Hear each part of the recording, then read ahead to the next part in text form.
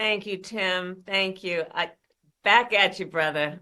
You are such an extraordinary leader, and we have become lifelong friends. I just, in front of everyone, I want to thank you, Tim. You lead with courage. You lead with heart. You see the people. You care about the people. You believe in uplifting the dignity to which all people are entitled, and you do it and you have a sense of fun when you're doing it. But you are an extraordinary leader, and obviously the people of Minnesota are very, very lucky to have you there. But you are a national leader and a dear friend, and thank you. Noel, thank you for your work in Pennsylvania and all that you did for our campaign. And let me just say to everyone on this call, I am so grateful for you, and I'm so thankful to you. I'm thankful for your love of our country and your willingness to put the work into it. I'm thankful for the faith that you put in me and Governor Walz and our team. And I am thankful because I know your character is such that you're not going to get knocked down. And you're in this fight. And you're in it for all the right reasons. And I know that about you. It's why you're part of this call right now and all the work that you did over those 107 days and even before. That's your nature. And the outcome of this election obviously is not what we wanted. It is not what we worked so hard for. But I am proud of the race we ran. And your role in this was critical. What we did in 107 days was unprecedented. Think about the coalition that we built, and we were so intentional about that. You would hear me talk about it all the time. Being a daughter of parents who are active in the civil rights movement, I know and believe that the best movements that are about progress in our country mean that it's leaders that we are dedicated to the coalition, to bringing people together that seemingly have nothing in common, but have everything in common. A coalition where we bring people together based on a deep love of our country and our understanding that the strength of our country will be a function of our willingness to put in the work, and that we will do that work with a sense of joy, yes, with a sense of work ethic and understanding it's going to be hard, but it's good work. It's good work to be engaged in a collective fight for America's future.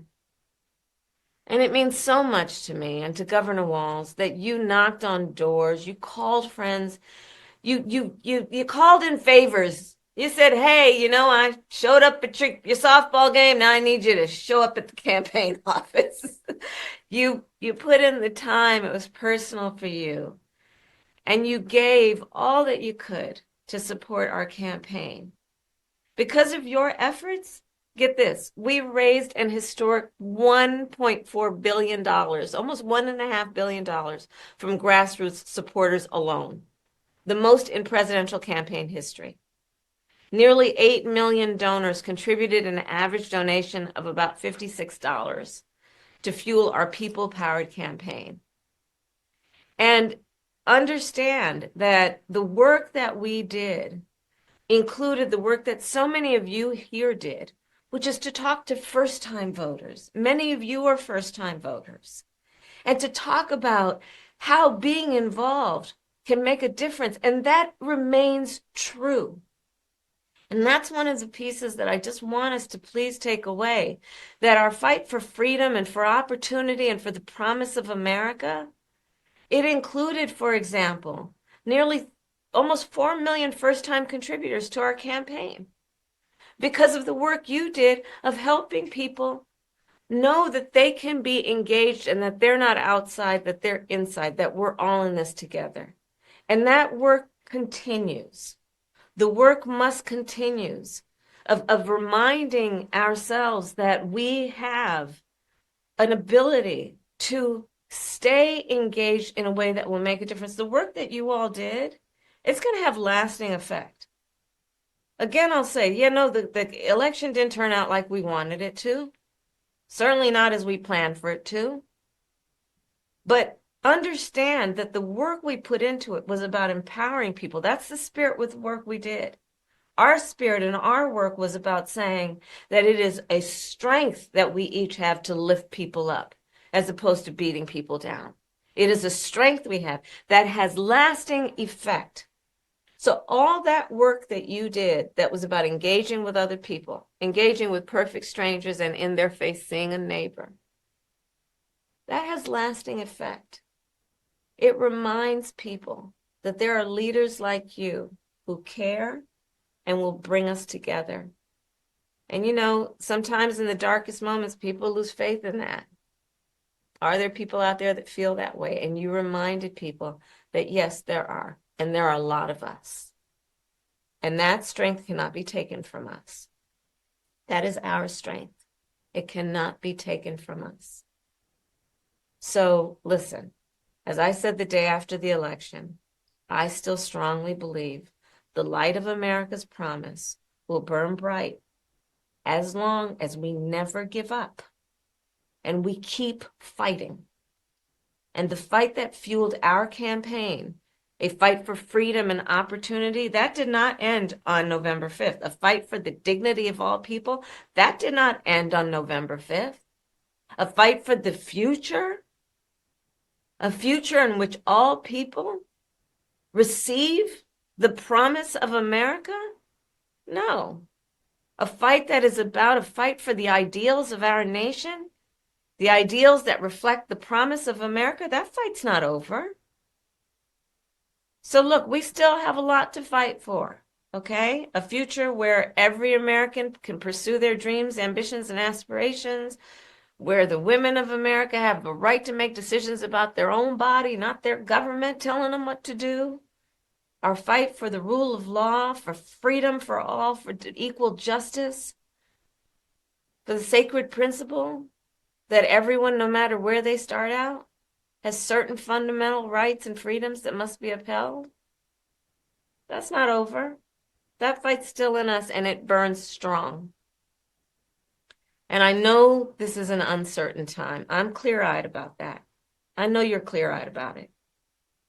And it feels heavy. And I just have to remind you, don't you ever let anybody take your power from you. You have the same power that you did before November 5th. And you have the same purpose that you did. And you have the same ability to engage and inspire. So don't ever let anybody or any circumstance take your power from you. Look, this mission that we have, it takes hard work. But as you've heard me say many times, we like hard work. Hard work is good work. Hard work can be joyful work. And in doing our work, we will remain committed and intentional about building community, building coalitions, reminding people that we all have so much more in common than what separates us. We will be armed with the faith and the fuel that tells us what is possible and then drives us to achieve it. So let's continue to organize and mobilize and stay engaged. And I thank you all. I thank you all. We are all in this together, all right? We are all in this together. And on this practical eve of Thanksgiving, I wish everyone a happy Thanksgiving with the ability and to find the ability at this moment to just remember there is so much to be thankful for. And so I wish for you that you are surrounded by the people you love and who love you. As you know, I encourage you to be around family in whatever way you compose that family, but to take a moment and just reflect on all the good you have done and all the good you have yet to do.